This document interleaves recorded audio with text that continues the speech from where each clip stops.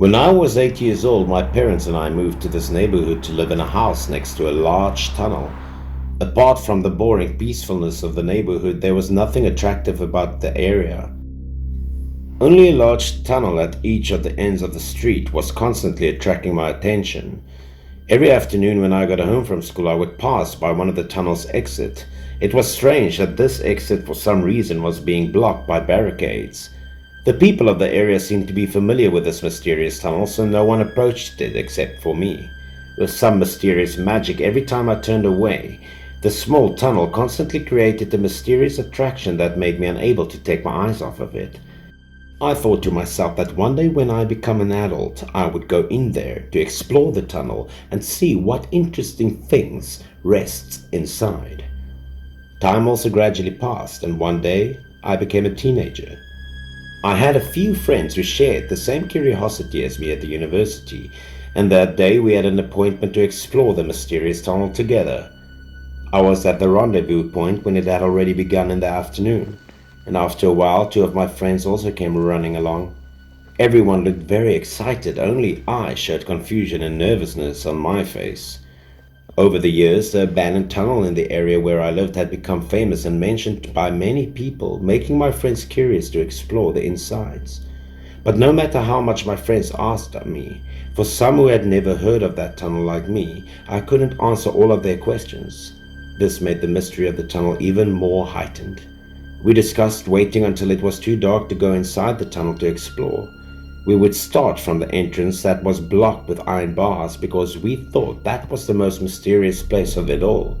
And as planned, the whole tunnel was plunged into darkness. The coldness around this mysterious tunnel was shown more clearly. The place was also where we began the inside of the tunnel. When we stood in front of the barricade, we realized that it was taller than the head of an adult like us. However, getting inside was not difficult. So we decided to go into the tunnel and go further. One by one, all of us climbed the high fence and supported each other. In a few moments, they were all standing at the entrance. Inside the tunnel was a dark, mysterious, and attractive color. There was no light inside, only the street lights that showed us the way. The sound of our footsteps echoed through the tunnel, accompanied by the voice of each person in the group. They made the gloom and coldness of this tunnel even more multiplied. We went inside with our phones in hand to record all the scenes. We hoped to make a movie full of attractions and interesting things. As we went deeper inside, the sound of the wind blowing from inside made us feel chilly. The deeper we went, the louder the wind became, mixed with a sound like the engine of a train. We started looking at the screen, scared and worried because we didn't know where the sound was coming from. My friend thought for a while and then began to analyze. He thought that the area above the tunnel had been degraded for a long time, revealing holes that allowed the wind from outside to blow inside, creating crazy, scary sounds. The other friend in the group expressed disagreement with the last opinion because we were making videos about spirituality and ghosts. It was impossible to analyze these things from such a scientific aspect.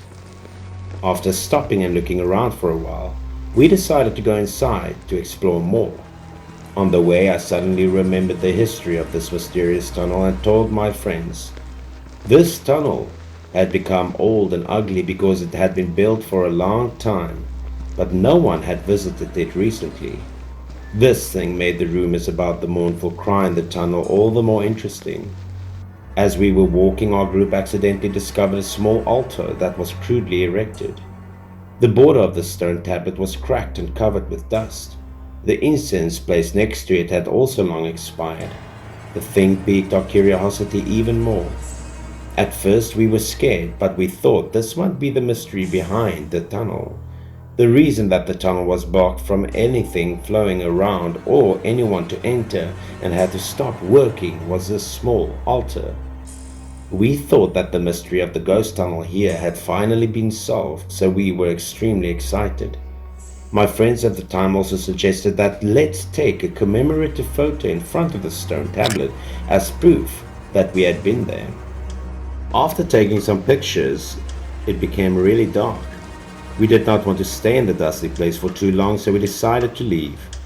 But after walking a few steps, the person holding the phone recording the trip suddenly shouted, informing us that the phone was broken and suddenly the power was off, and maybe the video we recorded until now would be lost away. We tried to check for memory. Luckily, before the phone could shut down, it recorded the whole process. But the joy did not last long when my friend suddenly trembled with a convulsion, his eyes showing real panic. He moved his lips and called out to us but couldn't say it out loud. Beneath his feet, a cold hand grabbed him from the ground, knocking him down. My friend panicked and screamed. A man with a white beard, grey hair and black eyes as deep as 2 holes were trying to hold my friend back. The other 2 of us who heard our friend shouting so loudly were also surprised, so we turned our heads to see what was wrong. In front of our eyes, our friend had collapsed to the ground. The older man was trying to hold tight. We didn't know if this was blinding or true, but it was enough to haunt the group. My friend stomped on the grey-haired older man's face with all his might, and the older man was thrown away, his hands no longer holding my friend's leg. My friend's whole body was suddenly heavy. After seeing that, we immediately ran over and quickly caught our friend before the scary older man could chase us. We ran for our lives outside, not even daring to lag back for a second. My friend ran to the exit of the tunnel when he suddenly remembered the phone, so he was about to turn back, but he couldn't see the phone anymore. Instead, the fearsome man was crawling on the ground only a short distance away, from which he was able to grab my friend. The 3 of us saw this and ran out in fear. Our screams resounded and everyone in the neighborhood heard of it. We scrambled to climb the fence to escape. Some hunch told me that as long as we ran past this barrier, our group would be safe. After getting off of the fence, I didn't forget to look back inside the tunnel as to verify what had happened was completely real. The tunnel once again spread the mystery to the outside world with its dark and cold color. But this time, I saw eyes as bright as 2 headlights looking fiercely in our direction and emitting devilish laughter. Later, we learned the story of the ghostly tunnel. In the past, this tunnel was used for trains. The trains would run non-stop from one station to another, so it was originally empty of people before, until one day a careless citizen had a catastrophic accident here while he was upgrading the tunnel. He was old, moving slowly, so when the train came he did not have time to get out of the way, and as a result, the train smashed into the man, causing him to die towards the exit of the tunnel, while the other half of his body fell into the railway ahead. Because the train was going so fast and couldn't stop in time, it ran across the older man's body, turning his lower half into pieces of meat. This accident caused the train to stop working, but his soul still lingered there. Much later, after an altar was made for him, his soul could not escape, so people blocked the entrance to the tunnel to avoid unfortunate circumstances.